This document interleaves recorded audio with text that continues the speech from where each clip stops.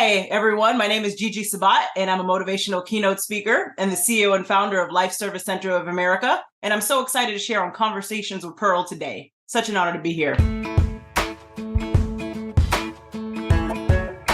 Hey everybody, it's Pearl, and I want to welcome you again to another episode of Conversations with Pearl. And I'm so excited. Our next guest, I've gotten to know her over the past few months. I've spoken on one of her summits as well. And Gigi Sabbat, she is the CEO and founder of Life Service Center of America, motivational keynote speaker. She's an award-winning author of Walk With Me and God First books that have been endorsed by Les Brown. She's co-author for several best-selling book collaborations, life coach, and confidence coach. She is a first-generation Haitian American financial expert, Florida chapter leader for World Women Conference and Awards, the host of Walk With Me podcast on JRQ TV, domestic violence advocate, sexual assault advocate, breast cancer advocate, human trafficking, and mental health advocate. And I'm so excited to have her on the show today and have some great conversations around what she does and how we can empower you as you're listening to us today. And let me tell you, ladies, I just came off of our 7th annual pajama retreat. And let me tell you about empowerment. I feel like this week is all about, that's the word of the week right now. So I just want to welcome you to the show, Gigi. Thank you, Pearl. It's such an honor to be here with you today. So excited to have you here. So I did not know that about you, first generation Haitian American. It's awesome. Our oldest son, Matthew, who is now our forever angel at 25, he was Haitian American and Czechoslovakian. So it was interesting trying to learning some of his history. And I just love that. So welcome. I'm so excited to have you. And I know he's sort of watching over us right now in this great conversation we're going to have today. So tell everybody a little bit about you. Take us back to when you were younger and what led you to do what you're doing today. Absolutely. Great question. And so, yes, my parents essentially came from Haiti several years ago. And when you ask, what am I currently doing today? I'm a motivational keynote speaker and the CEO and founder of Life Service Center of America. And I love helping others achieve their goals. And so essentially a few years ago, I actually almost lost my life, death by strangulation in a domestic violence relationship. After everything that happened, I stepped into God's purpose for my life and I launched a podcast, launched a books, and I launched a company, Life Service Center of America. So tell us, your parents came here and you were born here, or were you born in Haiti and then came over? Great question. So essentially, I was born in Coral Springs, Florida. Back then, no one knew what that was. And we'd say Miami. They say, oh, okay, it's South Florida. I'm familiar with it now. Yes. And so definitely love South Florida. It's a beautiful area as well. And then I grew up in Palm Coast and then also went to Orlando. That's where my alma mater is, UCF, University of Central Florida. And go Knights. And yes, ma'am. And I love it out here. I love it in Florida. My younger son almost went to UCF. He ended up at Florida Polytech, which while he was there, UCF tried to take over Florida Polytech, which became a huge thing. It was sort of an unknown thing that UCF was trying to do. And the dean at Florida Poly got a hold of it. And I remember all of us parents was like, no, let's rally together. So it was a great experience. So tell us, when you were younger, what was life like growing up, having parents that immigrated here to the U.S. and how did they help in bridging the culture of where your family's from to where you are here in the U.S.? How did that coincide? That is a very great question. And so essentially, when my parents arrived here and everything they taught my brothers and I growing up, they instilled in us the importance of education. They instilled in us the importance of working and work ethic. Not just that, but they also instilled in us values and morals. And my faith means the world to me. Yeah. And I think I love that because I feel like some of that is sort of missing today. We forget that we should be centered on, our faith and our values and our morals. And I talk about that often when I'm working and coaching with clients about who is lining up with those morals and values in your life. And if they're not, I have a friend, she calls them your balcony people, my friend Lisa, are they supposed to be on your balcony? Are they supposed to be hanging out on your back patio or your front porch with you? And if not, it's okay to say, you're no longer welcome, or I have to put the boundary around that relationship. And I love that your parents did that for you and your siblings. I think it's something that to build on and bring into. And I know in working with you, I see that you speak it, you show it in everything you do. And I think it's amazing. And so tell us a little bit about, your story, the domestic violence. And for anybody that's listening, we just want to say, we may talk about things that might trigger you. And if that's the case, please, reach out for help or reach out to me via the show as well. But tell us a little bit about that and, about that story and how, because this has been a conversation I've had this week. I've met you and some other ladies that have been on the show through Michelle Jewsbury. And so, it's a story that we have to share. And it's a story that it's hard sometimes when you're in the middle of that, what's happening, you don't feel like you have the power to leave and to make a change. And so walk us through that for you, Gigi, and how did you finally step into the power saying, this isn't acceptable and I need to make a change and do something? Absolutely. And so, yes, ma'am, I did share that at Michelle Jewsbury's conference, as you mentioned earlier. And going back to domestic violence and the importance of raising awareness is very important. Not just that, but also educating others. So important. And when we talk about strangulation is the number one cause of death in those type of relationships. And yes, we need to talk about it. And so essentially, a few years ago, I almost lost my life, death by strangulation. And I'll never forget. I was sitting on the phone call with the colleague. I was on the couch. I was sitting on the phone, and the abuser charged at me, beat me, almost strangled me to death, threw my phone across the room. And when I tried to get back up, I fell flat like a vegetable. And this is what I want to tell your listeners today: do not give up. No matter if you've been through that situation, if you can hear me today, I encourage you to keep moving forward and give it to God, give it to Him, give your battles to Him, and understand that you're not what you've been through. And when we talk about domestic violence as well, we need to talk about the signs. We need to talk about the red flags. We need to talk about that it's not just physical, it's also mental, it's also financial abuse. But and not just that, we also need to talk about how to understand what gaslighting really is, the manipulation tactics, and also too a lot of the how they put up a wall sometimes, and we stonewalling is what they call it. And so we really need to talk about those components. So let's get into those components. Let's talk about some of that. I have a friend. There was 4 of us from high school. We didn't go to the same high school. We all worked at Winn-Dixie together. And one of our friends, unfortunately, she's no longer in the relationship, but it has affected her the rest of her life so dramatically. And we all keep trying to lift her up and getting that help, but we even, like, as her friends, didn't see some of the red flags, and didn't recognize that. So let's start with red flags. And Gigi, those that are listening that maybe aren't sure, like, what are some of those red flags? And also maybe talk about from somebody from the outside that, what are some of the things that we can look for if we're concerned about somebody? And is there things that we can do to help them? Absolutely. So oftentimes control, manipulation tactics, oftentimes the individual wants to keep folks away from their family or friends, things of that nature. And oftentimes they come off very charismatic. And so it could definitely be very manipulative. You may not even be aware, but that's why if you know the signs and the red flags, this can be prevented. It can be prevented. I truly believe in that. And that's why I'm such a huge advocate for it today. And again, if you're in that situation, you're not alone. I have forgiven and I have moved forward, and I still continue to advocate because, again, it's very important to continue to do so. And so you forgive so you can move forward. And also too, I want to share this as well. In the Bible, it states that we need to forgive.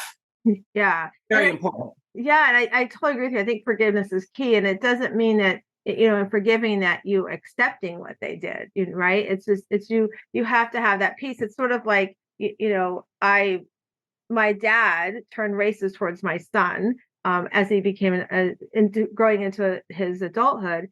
And I didn't know about some of the things he did till later on when I went to go visit his ex-wife. And so I was a daddy's girl. I mean, I was the example of what a daddy's girl was like. And I had to put secure boundaries around that relationship. And I released him as being, he's always my dad, but I released that relationship and put boundaries around it. And I forgave him. However, it doesn't mean I have to stay around him and be involved with him if I choose not to. And so I when you touch about some of the red flags, like the control and the isolation, So if you are somebody that has a friend that you're watching them and you see these red flags, what's something that somebody might be able to do? Because, I know you can't necessarily just go and say, oh, I think that your partner is doing this to you, right? So how do you support them to open up the environment that says, I'm your safe space if you need to talk? Absolutely. Great question. So essentially, I had an individual in one of our panels. They shared how they saw someone beating someone else up, their partner. And so something of that nature, for example, call the proper authorities. It's not you intervening. It's you saying, okay, I'm seeing another human being beaten and doing what's right.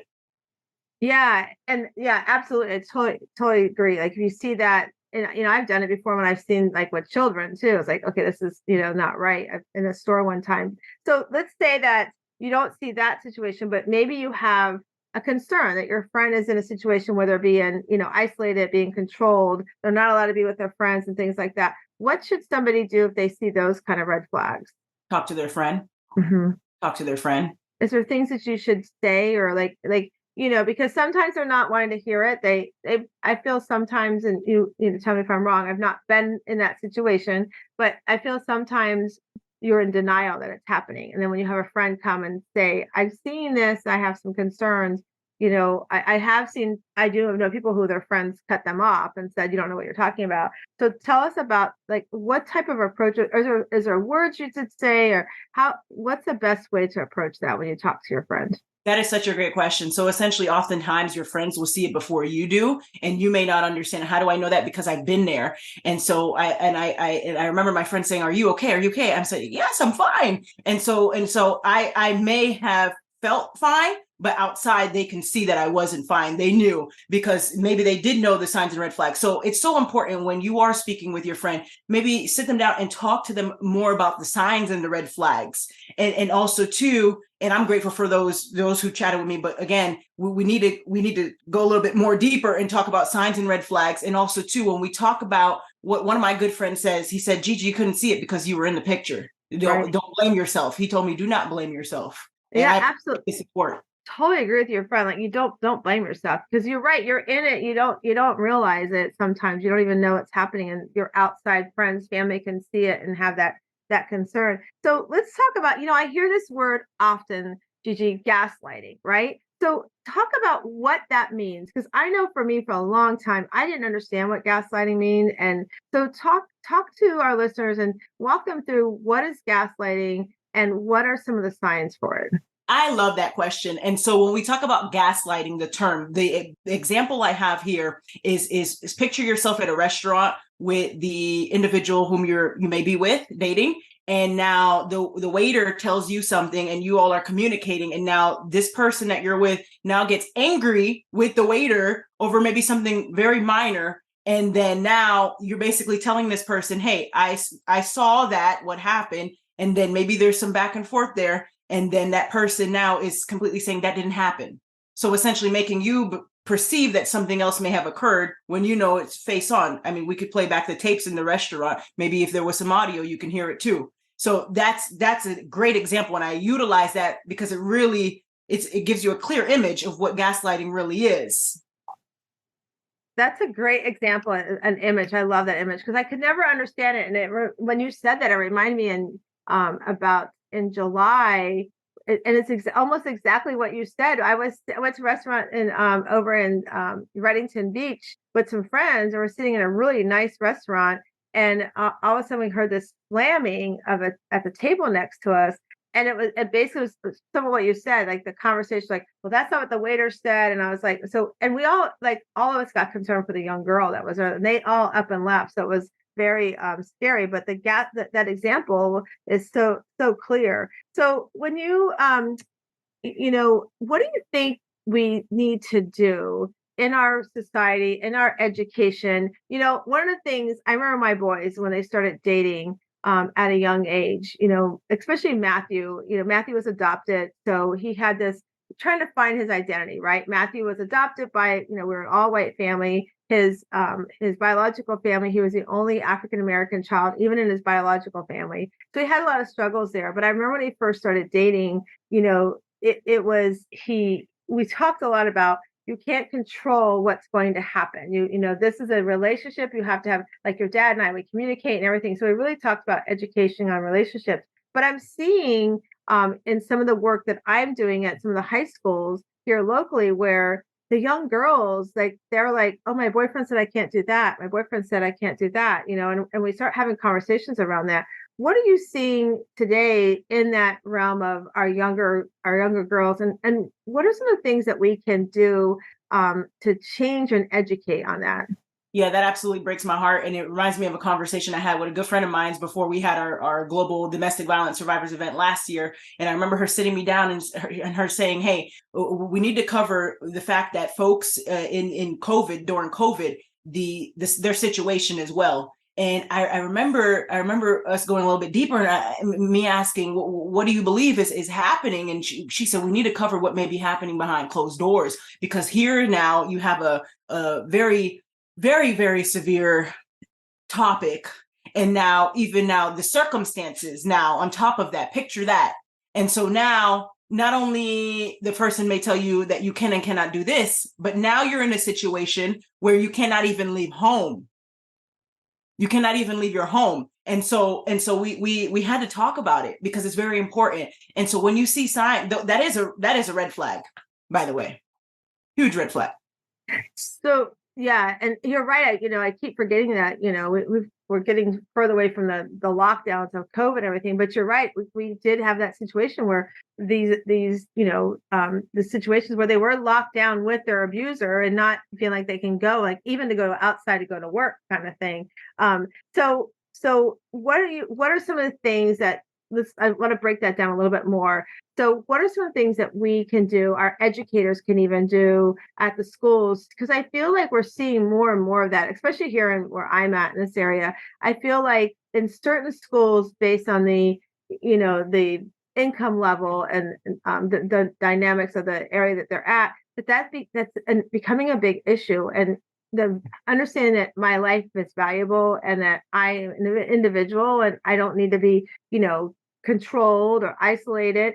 How can we, as educators, and even for our listeners that are moms, that when they are concerned that their daughter, kind of what can they do to have conversations and around that? And who are some of the people that they should reach out to if they have these concerns? Absolutely. First and foremost, domestic violence is a hardcore topic. And I say that because it's not just hardcore, but it's also complex to many, especially if you're not aware of it and you don't understand what it is. And so we need to continue to educate others about it. And when you say what folks can do, essentially, if you notice those signs and red flags, speak with your family members, speak with your friends. Don't be afraid to do so. And remember that you're not alone. Joshua 1:9 states, having I commanded you, be strong and courageous. Do not be afraid or discouraged, for your Lord your God is with you wherever you go.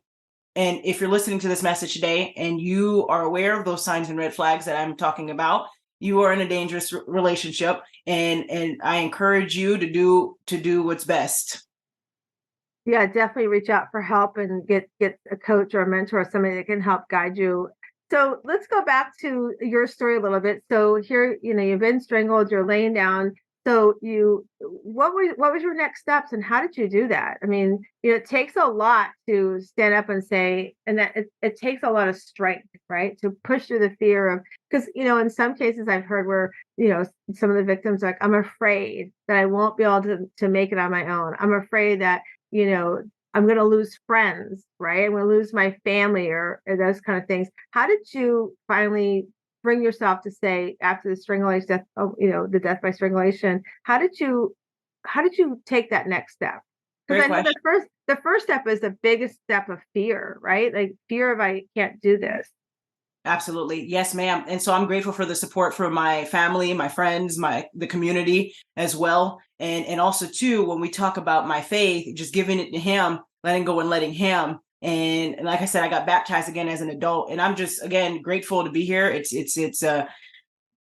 That's life-changing. It has transformed my life. And when we talk about me sharing the story, even then, I recall what my good friend said. He said, you need to share your story. It may help someone. And that for me was enough to come forward and share the story. It's not easy to share something in regards to domestic violence. Not easy at all. If you're listening to this message, you know exactly what I'm talking about. And I am so proud of you all who have your own story, who come forward. God bless you.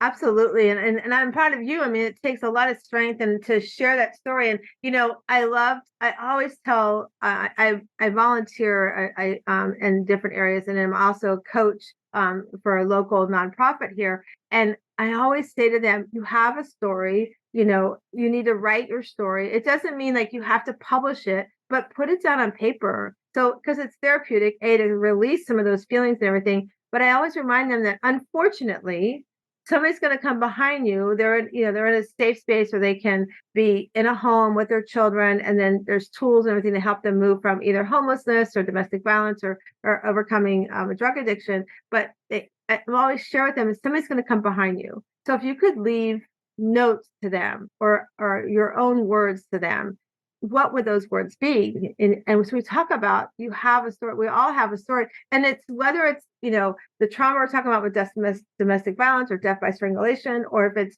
other traumas or challenges you had in your life, somebody can learn from our stories, right? I mean, I share my story of grief and, you know, losing Matthew last year. I share my story of, you know, releasing my dad in my life because it wasn't what I felt was right, and it's not something I want around for my children, and it's not a relationship that for me I felt was a healthy relationship any longer. And so I really, like you said, and for listeners that are listening, I think it's important to know that yes, we all have a story like Gigi is sharing, and to write that down, and even if it's just that you are writing and throwing it away or burning it, at least you're releasing it, right? And I think there's a lot of power in that. So Gigi, tell us about your books that you've written. Absolutely. And real quick, before I talk about the books, I want to circle back to what you said there as far as the notes. You asked, what notes would I leave for someone who may have not shared their story yet or is wondering if their voice even matters? Yes, your voice matters. Your story matters. And we need you on the front lines sharing your story. And why? Because picture this, picture the individual who is in that situation or is just coming out. They need your message. And the folks who have not been through that, they need your message.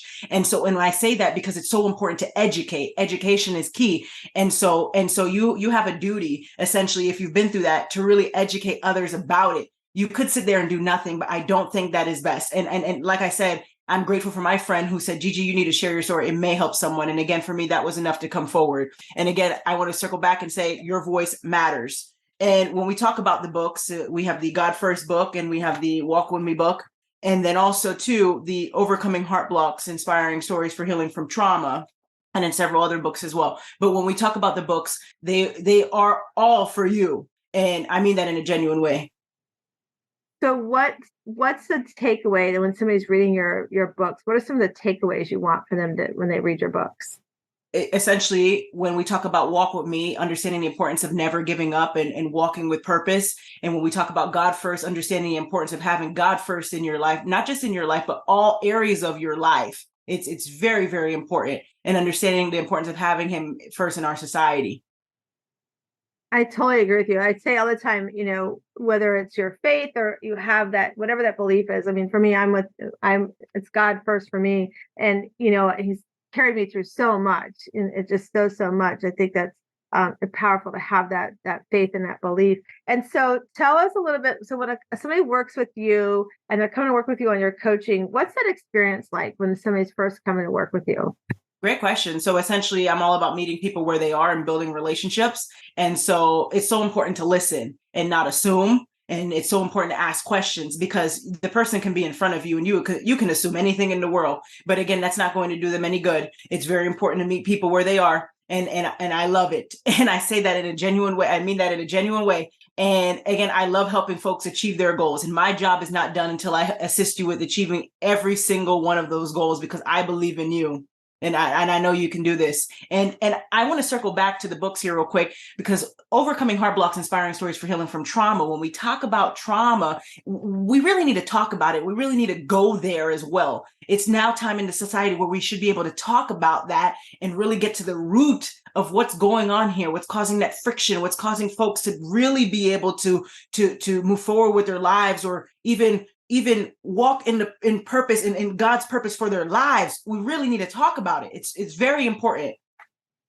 I totally agree with you, because we do need to talk about it. And it's interesting because at our retreat this past week that we had, we were talking about how it used to be a taboo. You shouldn't tell anybody your story. You shouldn't go to a therapist. You shouldn't go to a coach, all these things. And now, but even back then, it truly was a sign of strength. And society was telling us it was a sign of weakness, right? And so I truly believe that today that's so important, especially like we were talking earlier about COVID, coming out of COVID. So many people have PTSD from COVID and trauma from COVID just itself. And so I agree with you. I think we need to understand that we have to, it's okay to get that help. It's okay to say, can you guide me? Can you hold my hand? Can you hold my arm and help me walk through this? Help me understand, like we've talked about these red flags, this gaslighting, help me understand and see the signs so that I can take care of me, and then I can offer up what I need help with, right? I think it's so important. So in your bio, we also talked about some of the chapters that you're in, the World Women Conference and Awards. Tell us about some of the awards as well, and also share about your podcast. Absolutely. So WWCA, World Women Conference and Awards, it's an honor to be a part of their team. And when we talk about World Women Conference and Awards, I love the work that they're doing on the front lines. And Ragnar Stanika, she's the CEO and founder of that organization, and she's a powerhouse. And she has several other networks as far as what's in WWCA. So she has the different chapters, so to speak. And so each team truly matters. So to combine, it's one team.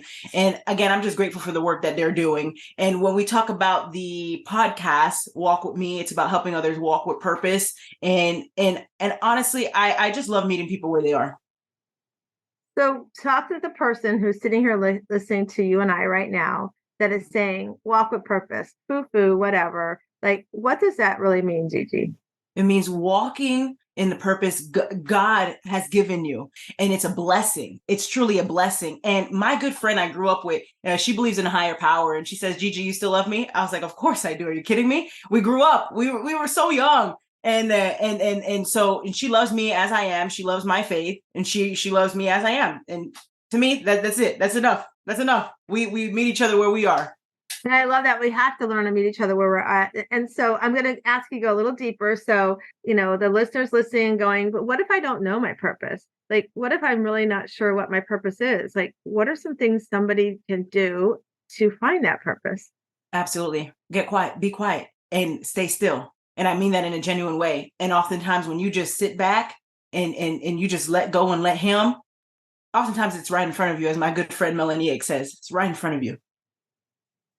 Okay, so I'm going to go deeper. Okay, so what if I don't see it? What if I'm struggling sitting quietly and I'm not seeing it? Like, what are some of the things that I can do to help me find that purpose? Even though I'm sitting quietly and I am offering it up, but I'm still like, I've got this block. Like, what are some things that somebody can do to help them like really step into that purpose?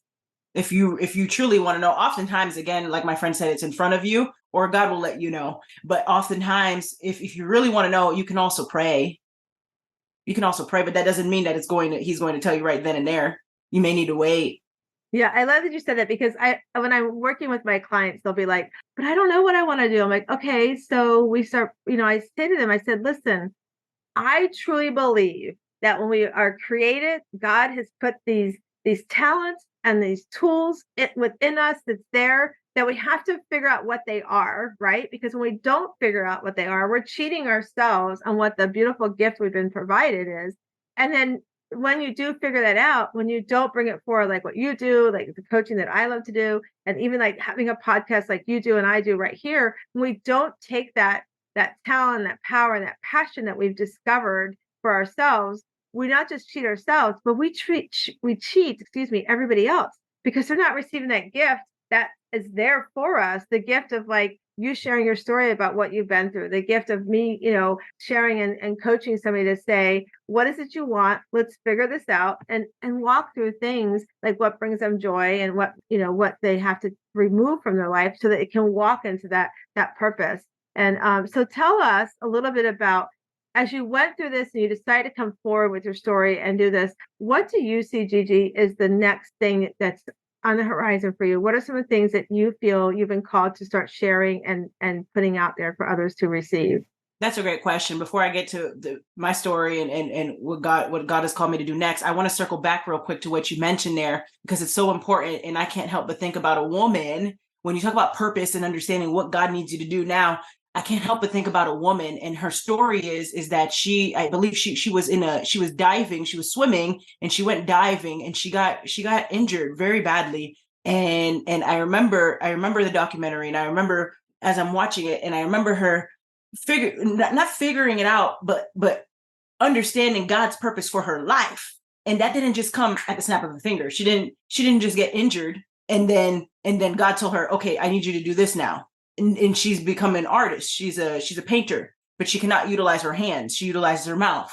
And so, yes, for those of you who are listening, you know exactly who I'm talking about. And bless her heart, bless her soul. And I find her story very inspiring because, again, it's letting go and letting him. Oftentimes, if you're not aware of what your purpose is, that's just how life is sometimes. But God, so like my friend said, Melanie, it's right in front of you. And what did she have? She had the paintbrush and the canvas, and she painted. Did she know she could paint? No, but God did. It's such a beautiful story that, I mean, we can figure things out, and like you said, God knows what we can do, and she's using, her mouth to do these beautiful things. It also reminds me of, oh my gosh, it's the gymnast. I don't know if it's Natalie Comaneci, where she actually had a sister that was given up for adoption who did not have her lower extremities. And she was adopted by a family. I know it's family here in the U.S. Her name's escaping me, and maybe if it comes for the end of the show, I'll share it. But we went on a cruise for my Rotary, and she came in, and she was one of our keynote speakers. And it's interesting how her and her sister did not grow up together, but they're both gymnasts. And so she's a gymnast without any lower extremities. And then she's doing the, oh my gosh, what's the thing? The Cirque du Soleil things she's doing that kind of stuff. And then she just had a baby. It's like, you can do, nothing has to hold you back. And even the, who's a gentleman doesn't have his extremities. Do you know what I'm talking about? Vidic, or I can't say his name. Nick. Yeah. Nick. Yeah. So it's so cool because like what he does, he's taking his message across the world on stages and showing, and is a prime example that nothing has to hold you back. That your story, your trauma, these, physical things that from the outside looks like, oh my gosh, they can't do nothing, when nothing has to hold you back. It's just finding a way to do it differently. I interviewed a lady one time, and she said, I'm differently abled. So instead of saying I'm disabled, she's like, I'm differently able. And I'm like, oh my gosh, I just love that. I just think it's so powerful to use what we've been given, as we said a few minutes ago, what that talent is and what God is, our story, our journey, and doing something with it, and not saying, I'm going to sit in a corner and just pity me. It's sort of like, I have many people say to me, I don't understand, Pearl, how you're so strong, how, you lost your son a year ago, and how are you doing what you're doing? And I tell everybody, listen, 2015, I don't know who the heck I was. I thought I was a mom and a wife, and that was my role, and I realized I hated PTA meetings. I hated the drama of all that stuff. And who the heck was Pearl? And after I did a 6-week course of identity and destiny, I still didn't have the answer. So I went on a journey to figure out who I was. And I realized I wasn't alone. There's many of us, especially women, that say, I'm going to say yes to everybody else and no to me first. And as I finally realized I matter and I have to show up for me first, I stepped into who I was. And then the bonus of that was I stepped up better, so much better for my family, my kids, my friends, and for what I want to do in this world. And so I said to somebody one time, I said, he saw that before Matt passed. He saw me do that. So why do I live my life differently just because he's not physically here? He's still with me. And so when he's looking down at me, he's going to go, really, Mom? Just because I'm not there, you're going to do this, And so it's so true to step into the gift that we have. And thank you for reminding us all of that as well. And so let's talk about what's coming up for Gigi. What's the next thing on the horizon? I know before we hopped on, you have this great event coming up in Miami. So let's talk about that and share that and tell us what we can expect coming around the corner for you. Great question. So essentially, that's the Royal Warriors Conference. That's next week. That's September 29th through the 30th. I'm really looking forward to it. Make sure to reserve your seat. It's an event you do not want to miss. It's a leadership, business, and faith-based conference. A lot of value will be provided, and we will have a notebook and a pen for you. Again, this is an event you do not want to miss. I believe in you. And if you're listening to this message today, don't give up and keep the faith. Keep the faith. So I know I got to speak on one of your summits that you did recently. Do you have any other summits coming up that are planned? Yes, ma'am. So that's with Ragnar Sinikas, and that's we do it every year. We have the Global Domestic Violence event, Survivors event, and also the breast cancer event coming up, and also the cancer event. So tell us about those events and how we can connect with you on those. Absolutely. And so again, remembering that if you are a survivor, that your voice matters, and we need you out there on the front lines advocating. And it's so important, not just raising awareness, but also educating others about those components that we covered earlier. Signs and red flags, very important. Again, it does not just happen to women, it also happens to men. A good friend of mine's, Grady Taylor, he came forward at the Global Domestic Violence event. He's a gentleman, and he came forward. He talks about how he got hit in the eye socket. And I share that because, again, this can happen to men. We cannot exclude men out just because, if for example, a man has abused it, we have to really talk about it and be fair. It happens to women and it happens to men, and this can happen anywhere. Yeah, that's so true. I know, we talked earlier about Michelle Dewsbury, and we've been talking about that a lot because there are men out there that are abusive, and and when we talk about some relationships, it's the same sex relationship. It's there, and we all need to know that it's not acceptable, and that there is help, and there's ways to get help and to step out of that. And so, if somebody wanted to be part of your world, how do they reach out to you, Gigi? Absolutely. They can contact us via Life Service Center of America. They can contact the team, and also contact, if you want to contact me, LinkedIn. And also I want to circle back to what you said there again, because the importance of forgiveness truly matters. And it's very important to forgive, and so that you can move forward. And oftentimes when I listen to folks and they say, well, I'm not ready yet. Okay. Take your time. But again, remembering the importance of forgiveness. And so if you're listening to this message today, I encourage you to just get in a quiet area, stay still, and really think about what occurred, and think about the importance of forgiveness. I believe in you. And I know that's easier said than done, right? But and trust me, I've been there, right? But forgiveness truly matters. And once you do that, then come and talk to me. I look forward to speaking with you. Yeah, and I totally agree with you, Gigi. Forgiveness is a huge part of the healing as well, and it's very, very important. I know my parents divorced after 43 years of marriage, and I'm always on my mom. I'm like, Mom, you're still sitting in the same place doing the same thing, and you need to forgive. You need to forgive yourself, right? Because you feel like you didn't do more for yourself, but you also need to forgive my dad. I've forgiven my dad, but it doesn't mean you have to have a relationship with the person that you're forgiving, right? And I think that's so important if we can do that. So we're going to do a little shift with a little bit of time we have left. So Awesome. we're all about fun and self-care as well too. And so self-care is so important, even with the subject that we're talking about. And I really feel like I haven't asked this question in a while, and I think it's an important question to ask around the subject we're talking about. So when I coach with women and I work with, some of the things we do is we have what's called our Shiro method. So it's creating that roadmap to the life they want to live. But when you turn on a car, you need gas, you need a battery, you need tires, right? And then you have to have the map of where you're going.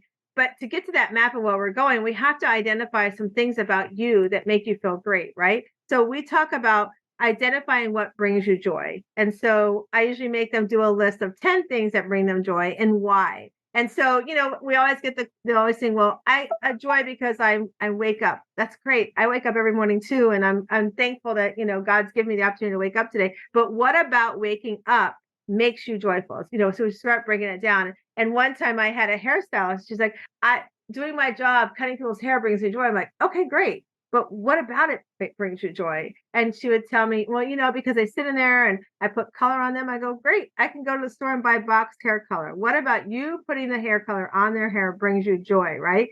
And so as she would say it, I'm like, okay, so what about that? And finally, she's like, really what it is that I'm sitting there watching them transform in my chair. and I'm watching them come in maybe with not so much confidence and watch them walk out with confidence. I go, see, there's what brings you joy about what you do, right? So we don't have time for you to give us 10 things, Gigi, but I would love for you to give us 3 things that bring you joy, and why do they bring you joy? Excellent. So to start off, my faith truly matters to me. My faith means the world to me, as I mentioned earlier. And again, it's so important to have God first, not just in your life, but also in your business and all areas of your life. And I love it. And when we talk about prayer, the importance of prayer, it's very important. And I'm just grateful to be able to do so now on the phone as well. So not necessarily having the hard copy of the Bible and not having to bring it everywhere, but also nowadays they have it on the mobile device, which is amazing because you can read it right where you are, and it has various languages. I get excited about that because I think about the folks who may want to read it, and they may speak a different language, and yes, you heard it, you can read it because they have it in various languages. And so when we talk about number 2, what about it gives me joy? My family. I love my family, and I'm very family oriented, as I've always been that way. And last and third, my friends. I love my friends, and yeah, that's about it. Those are the 3.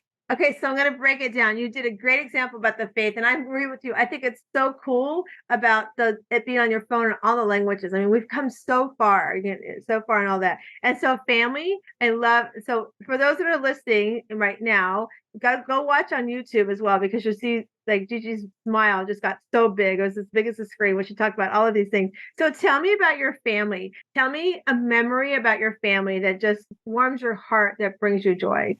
I love when we get together for Thanksgiving. So some people are listening going, Thanksgiving family dinner, right? Like you hear on that side, right? So what about having Thanksgiving dinner with your family? What does that do for your soul? Thank you. And so picture this, my family and I, we're very busy throughout the year. And so we all live in various locations. And it's not that it's Thanksgiving Day. It's not the day. It's more so the dinner and the quality time with family. I repeat, that's the quality time with family where we get to sit down, and the folks who may not be able to join us are now able to fly out or travel and drive and join us that day. But again, it's not necessarily the day, it's a dinner and the quality time. And that's what I love. I love that. Quality time and conversations is always so much fun. My husband jokes and tells everybody, Pearl knows how to cook twice a year, Thanksgiving and Christmas. I'm like, I know how to cook more than that, but I'm like, I love putting all that effort in because like everybody's gathering together. We're having great conversation, great food. We're not rushing through dinner. It's so amazing. I love that. So tell us about your friends. What are some of the things that you do with your friends that just fill your cup? I love my friends. And you know what I love? I love the fact that we all, and here's the thing, when we get together, because we all, I can think about the roles that they do, right? And I know they're very, very busy as well. And I love when we get together, because when we get together, and I can say this about each and every one of my friends, we pick up right where we left off. There's no, oh, well, I didn't hear from you in this long, or you didn't call in this long, or where have you been? It's no, let me meet you where you are, and let's pick up the ball and let's just keep it moving. And that's what I love about it. And that's what I love about my friends. And I love the work that they're doing on the front lines. Bless their souls for some of the roles that they're in. My goodness, it's just grateful for the work that they do, and just very appreciative and grateful for our friendship. And it's a blessing. And going back to 1, 2, 3, and 4, number 4 for me would be to serving others. It does give me joy. And also too, and because I love helping others and I love meeting people where they are and helping them achieve their goals. And I want to talk about the importance of that, because as God's servants, we're called to serve his people.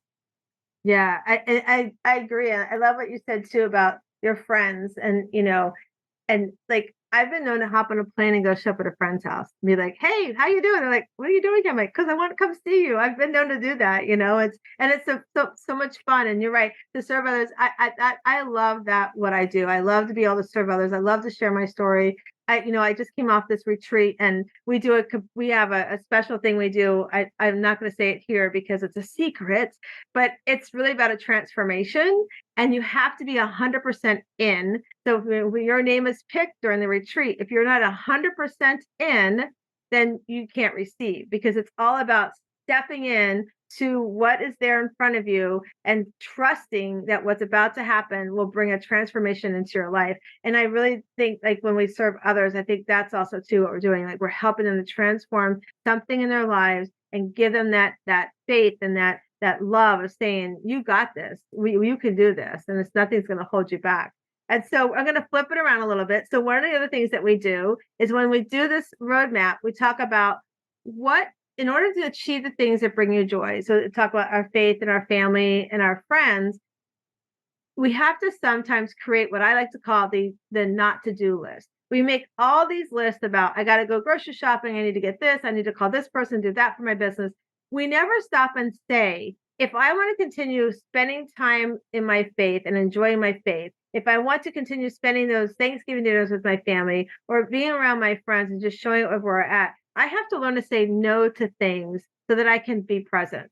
And those can be, anything like I've had people talk about saying no to the negative thoughts, right? That come up in our heads.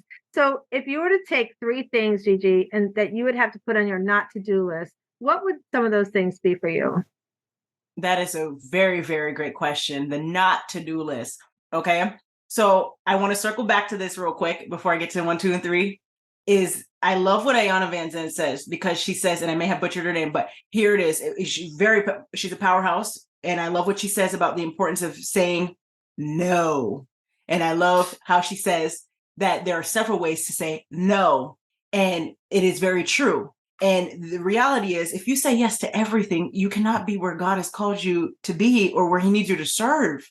And so 1, 2, and 3 for me have to be, number one, being in an area, being in an event or some sort, when I know darn on well, God has told me, hey, you need to be with this client at this certain time. It's on your calendar. No, you will not find me at an event at that time because I'm tuned in with the client that God has called me to serve. Number 2, I will not book anything on my calendar. And so I'm very strict with my calendar on when I'm available. Why? Because, and the burnout too, you have to be careful too, so you don't experience burnout. Because if you're burning out, how can you truly show up and serve others? You can't be present if you're saying yes to everything and you're completely booked. So if you don't take if you're telling me you can't take a lunch break, then there's something wrong. So I have my lunch schedule and I have my fitness trainer, thank God.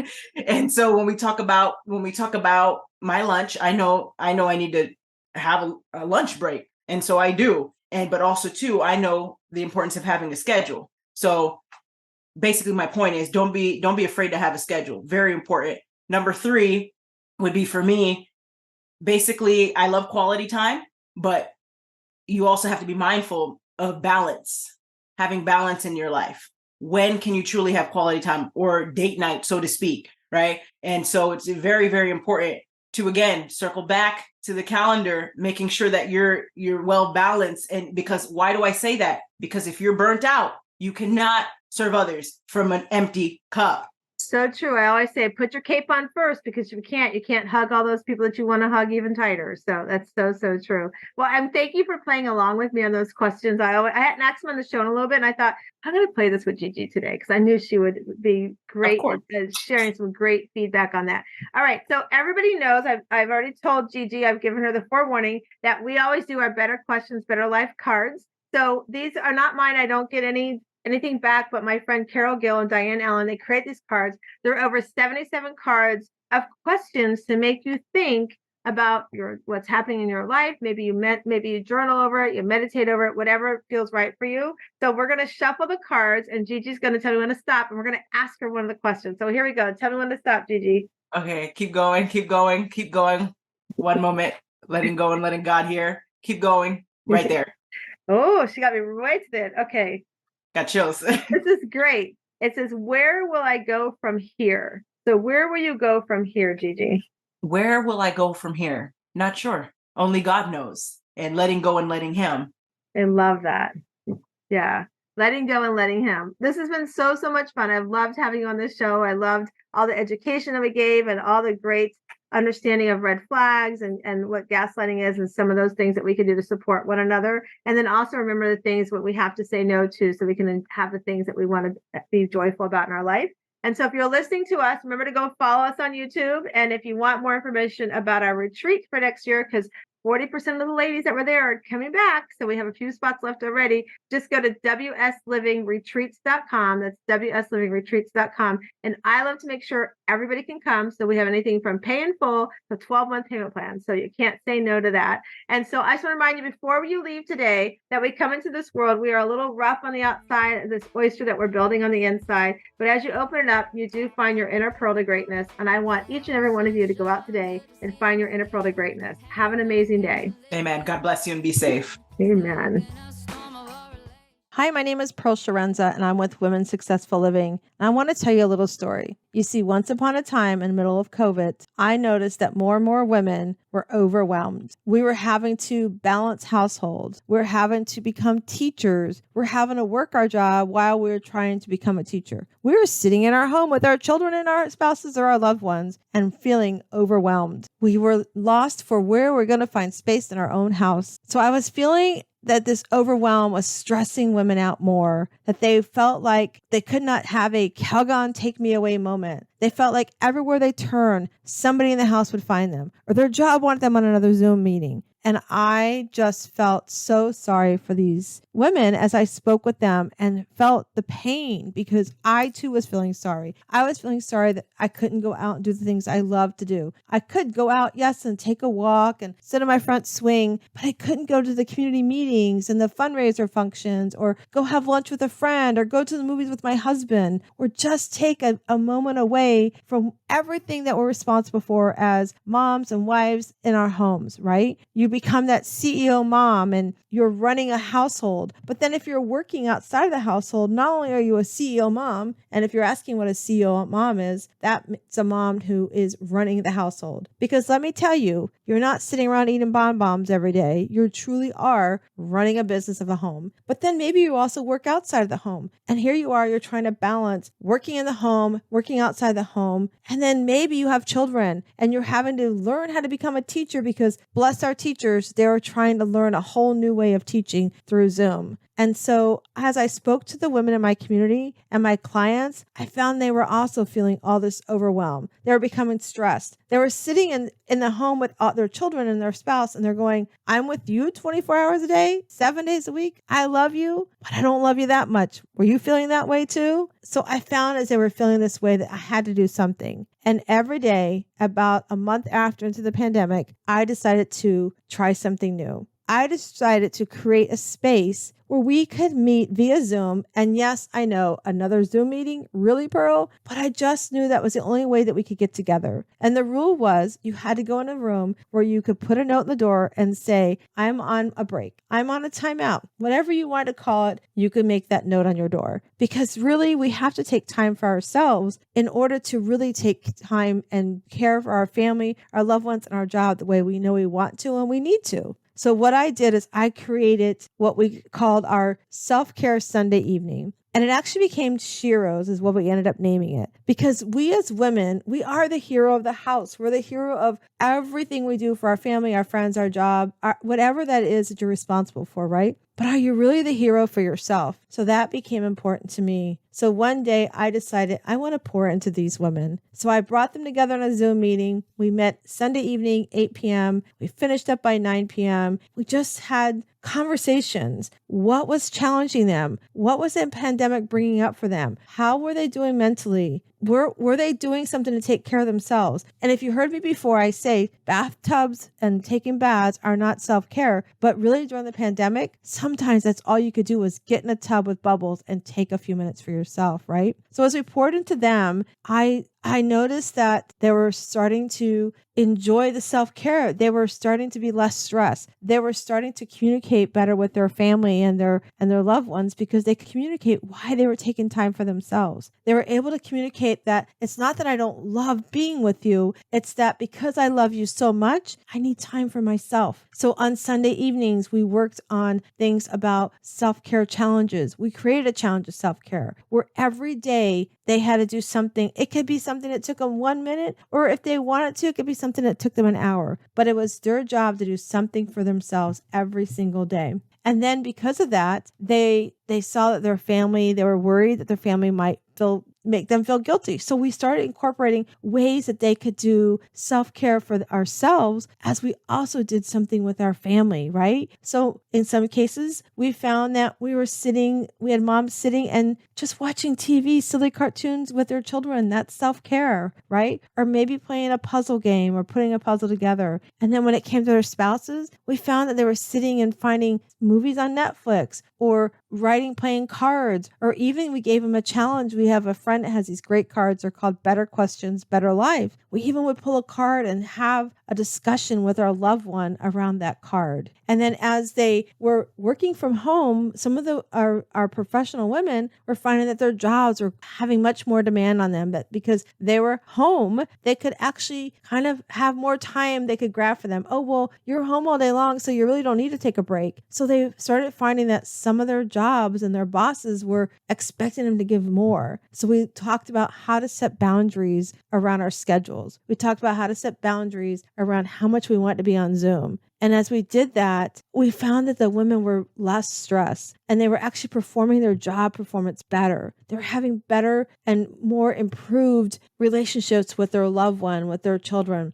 And some of them also had family that were in nursing homes. So we were creative on how to spend that time with their loved ones, but also making sure that they were taking care of themselves. So as we did this, I saw that it was a need that needed to continue. So even though the pandemic is, as we know it today, is over, I found that the women loved this so much, we needed to continue this. And who knew that 3 years ago when I started this, that it would grow into what we have today, this amazing community of women that we still meet every Sunday evening from 8 to 9 p.m. We talk about things that bring us joy. We talk about challenges we're having in our lives. We're talking about things we're having to overcome. We have some women that are struggling in their marriages. We're talking about how we pour into them and how to help them work through communication. We have amazing, amazing guest speakers that come in every month. We've had Jane Pilger come in and talk up to us about our mind and the neurological part of our mind when it comes to our eating and our health and sugar and how it affects our body. We've had Seth Santora come in and talk to us about the smile method and how we have things such as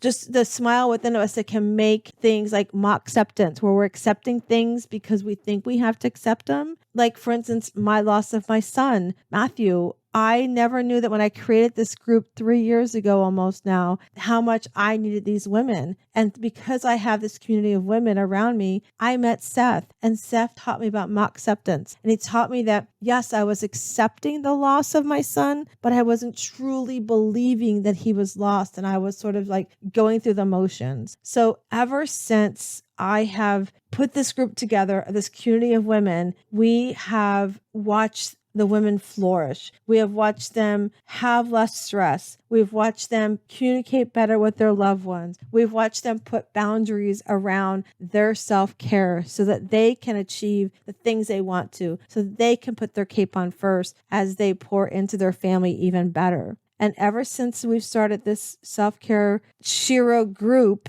it has grown where we now at our retreats, we have women joining us during our retreats. We meet every year. We have a retreat in September. It's a pajama retreat. You come in your PJs, no makeup. You have about 4 days at the beach, sometimes the mountains, depending on the year. We just have sessions and breakout groups on how do we improve on our self-care? How do we continue to communicate our needs to our loved ones? How do we find what our goals are and our visions are, and how do we bring those to fruition? Because how many of you ever sat back and said, I have this big goal and I really want to do it, but nobody believes I can do it? I want you to know that we believe in you and we know that you can do it. And so if this is something that you want to learn more about and come and enjoy a great way to end your week and begin your week, I would love for you to join us, because on top of our speakers, we also have an amazing meditation coach where she empowers us to sit down and just take some quiet time for ourselves and just be in our own space as we reflect on what we truly want within.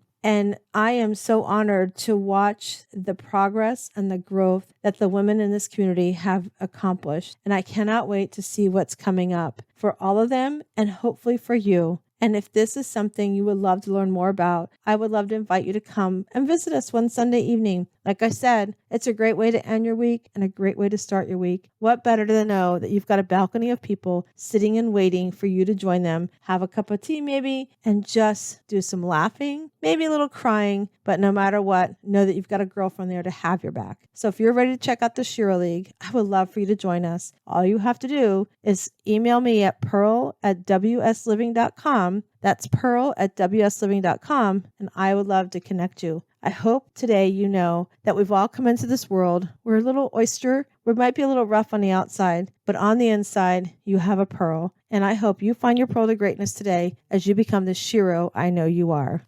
My name is Pearl Sharenza. Do you know what your score is for your self-care?